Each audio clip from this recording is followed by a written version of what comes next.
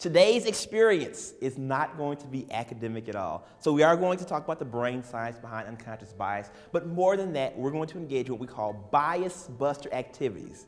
And what these are designed to do is intentionally give you some exposure to and bring you deep into your own unconscious bias. Help you see what it is, what it feels like when you're in it, and also, hopefully, how you can mitigate out of it once you realize that you have it. And we all do. So let's talk about what it is. And this is the most academic thing we will talk about all day. So unconscious bias simply is this.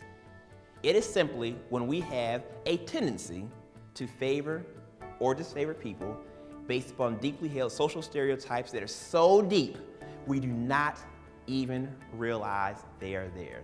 Why do we have it? Why do we have this unconscious bias?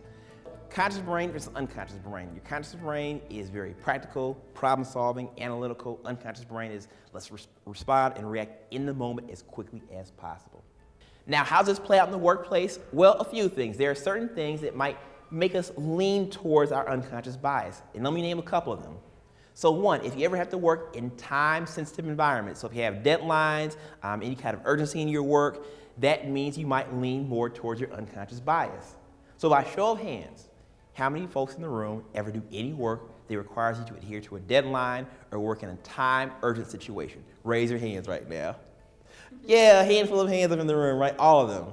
What about this? The other thing is this. If you ever have to work in any kind of ambiguity, so in situations where your work is not clear-cut and said, okay, you always do A, B, C, in that order every time with this timing every single time. If there's any ambiguity in your work, raise your hands right now. If you don't have that clear-cut process, I see every hand going in the room. Yep. Third thing is this, stress, anxiety, uncertainty, any kind of emotion that weighs on us can also push us towards our unconscious bias. So if anyone has any part of your work that requires or puts upon you stress, anxiety, or uncertainty, raise your hands right now. Yes, every hand has gone up every single time. So here's what this tells us. This basically means that the very inherent nature of our work pushes us all towards our unconscious bias every single day, every single moment. Now, here's the deal.